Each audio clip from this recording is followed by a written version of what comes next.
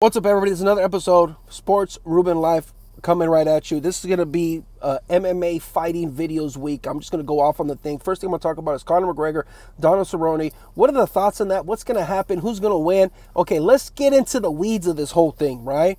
Okay, Conor McGregor hasn't been fighting for all this time, right? And so let's just talk about this idea of ring rust, okay? Everybody says ring rust doesn't exist. It doesn't exist. It exists. So he's going to be subjected to ring rust, right? So everybody says, well, Conor McGregor, look how, okay, so let's look in history and let's see, he beat Eddie Alvarez pretty handily, right? He was very precise in his shots. He was very accurate. He had a game plan where he specifically figured out how to beat Eddie Alvarez, and he beat him. He made it look so easy when he beat Eddie Alvarez, and Eddie Alvarez was a champion, right? Eddie Alvarez had the belt. Eddie Alvarez was a very accomplished fighter. And Conor McGregor went in there confidently, because he never has a lack of confidence, right? He went in there confidently, and he went in there and just destroyed him. He took him apart. He took all the pieces that this guy had, and he capitalized on every one of his weaknesses. So it wasn't that Eddie Alvarez wasn't good, okay? It was that Conor McGregor and his team, they figured out the method, the strategy, that it's like the cheat code where it's like, even though Eddie Alvarez is good at all these other things, every single fighter has a weakness, and he was able to capitalize on what Eddie Alvarez doesn't do as well. It's not that he's bad at certain things he doesn't do as well. So that's how he was able to beat Eddie Alvarez so handily, right? That takes a lot of planning and strategy. There's a lot of bravado that Conor McGregor has, but it's also a lot of, that's a sweet science of MMA. He figured out the cheat code to Eddie Alvarez, not because he's just brute force beat him, but because he broke down his style. What does he do? What are his tendencies? His coaches and everything, they watched film. They had techniques. They drilled it. So then they developed a plan, and they drilled the plan. And where Conor McGregor is good is he executed the plan. Where he didn't execute the plan is against Khabib, right? He didn't have the same game plan that he had against Eddie Alvarez. He didn't have the same methodology of planning. You say to yourself, that's not true, Ruben. Look how Conor McGregor got beat against Khabib, and look how he beat Eddie Alvarez. That's a contrast of preparation, okay? That's the biggest takeaway, that we're not even scratching the surface on this fight. I'm going to do a ton of videos on this just because there's a lot of information. There's a lot to pick apart there, okay? So there's just that. Conor McGregor has the ability to execute these game plans. In the Khabib fight, he kind of let his emotional state dictate how he was going to execute his game plan. Because he had to have a good game plan for Khabib. And he didn't follow the rules. He allowed Khabib. Is Khabib just that good? Of course, Khabib is very talented, right? Very accomplished, undefeated fighter, right? But you also got to look at this idea that if you can execute your game plan with flawless timing and accuracy and everything like that, it's very difficult for somebody to stop that, okay? It's who maintains their focus and discipline and execution of their strategy, okay? Khabib, he has a very clear strategy that is no mystery, and what makes him so good is he's very precise and flawless. There's no wasted energy with what he's doing and how he's going to be able to execute it. And so Khabib did what Khabib does because he's very precise in his execution of his strategy that he planned out for him. And he did exactly what he needed to do and wanted to do. That's why Khabib looks so good. It's not that he's physically more dominant. No. Where the difference in these prize fighters is here, okay? That's the difference between Conor McGregor. So what Conor McGregor does is he uses his bravado. He uses his ability to get in people's heads as a third arm, so to say, as a third leg to kick somebody. And it does work on people. It worked on Eddie Alvarez. It works on other people. It works on these people because they're not used to that kind of stuff. So Khabib comes from a different state of mind, where his mind is a steel trap, and he's locked out all these other distractions. So his ego is in check, right?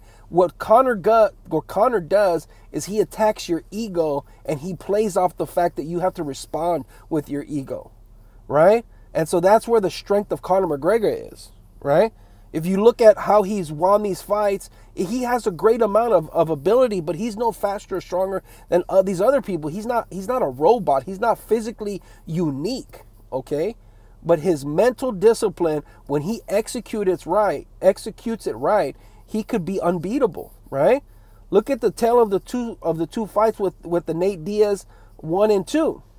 The reason why those were amazing fights is because Conor McGregor stuck to his game plan on the second fight and still almost got beat. That's what makes Nate Diaz so entertaining, is that he has the ability to, in game time or during the fight, to just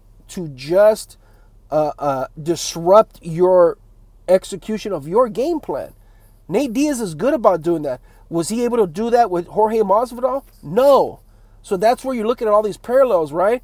Like Jorge Masvidal could fight Conor McGregor next. That would be a tremendous fight, right? We're waiting for the announcement, right? Of the of the Jorge Masvidal versus Nick Diaz fight. Who doesn't want to see that? That's one other example of all these fights that are on the horizon. ESPN and the UFC, their relationship has catapulted the UFC to a stratosphere that's going to be untouchable, right? And the fact that the UFC has the most stringent drug policy in the fight game gives weight to what they can do, okay? So there's that, right? So Conor McGregor comes in. You have to be a clean fighter, so you can't have this little tweaking advantage there. And so you go in there, and this Conor fighting Donald Cerrone has a bunch of undertones to it, right? The question is, can Conor's bravado and can he get to Donald Cerrone's ego, right? Because that's what Conor's going to do. He's going to start attacking.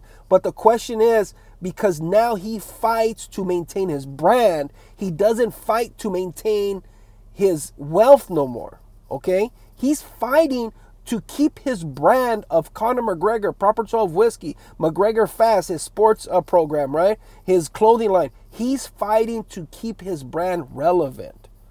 So the question is going to be for Conor McGregor, is your need to keep your brand relevant, to stay at the $1 billion mark, to get to the $2 billion mark, to get to the $4 billion level, right? If is your hunger for that the same hunger as getting off of welfare? Is it the same as getting off of having to live on somebody's couch, of not having money for your wife, for being broke? Is that hunger the same? Everybody says it's not, but you don't know that because we haven't been here yet. We haven't had a $1 billion worth person be a prize fighting UFC fighter. Nobody has been worth $1 billion and went into a UFC fight. In the history of mixed martial arts, that has not happened. Okay? So, this is going to be a very interesting take on what we see the human mind can do in terms of motivation, in terms of discipline, direction, and execution of strategy. Right? Who cares if he loses? Because in reality, he has $1 billion and he's trying to get to $2 to $4 to $8 billion. Right? He's trying to be a force multiplier for his brand. And he's going to be able to do it. As soon as that fight was announced, there was 15 different posts on ESPN talking about this fight. Right? That's where Conor McGregor's biggest difficult time is going to be. Can he continue to have the same hunger that when he was living in an apartment on welfare? Right? The easy answer is no. Right? But the simple answer is no. But in reality, we're going to see it play out when he fights Donald Cerrone, who comes from humble beginnings, and Donald Cerrone in himself is very accomplished. We're gonna see. That's going to be a fight of all fights. It's going to be very interesting because it's not as lopsided as people think. You guys like this video? Like, subscribe, tell me what you guys think. We're going MMA, UFC for the next couple of days here. There's so many stories. There's so many compelling stories. I'm going to try to cover it all, but we're going to go one by one. My next video is going to be about what Donald Cerrone has to face, and that's going to be the next part. After I finish all these videos, they're going to be all broke down in the description, whether it's on Facebook or YouTube. I'm going to give you the whole story in there, so you just have to click on them. You don't have to look or search or find us. I'm going to give them all in the order. They're going to have descriptions. I'm going to break it down for you easily, so that way you don't have to fight to find all this content. If you find one, you're going to have access to all of them. So, like, subscribe, tell me what you guys think. I'm fired up about all this UFC stuff. Bye.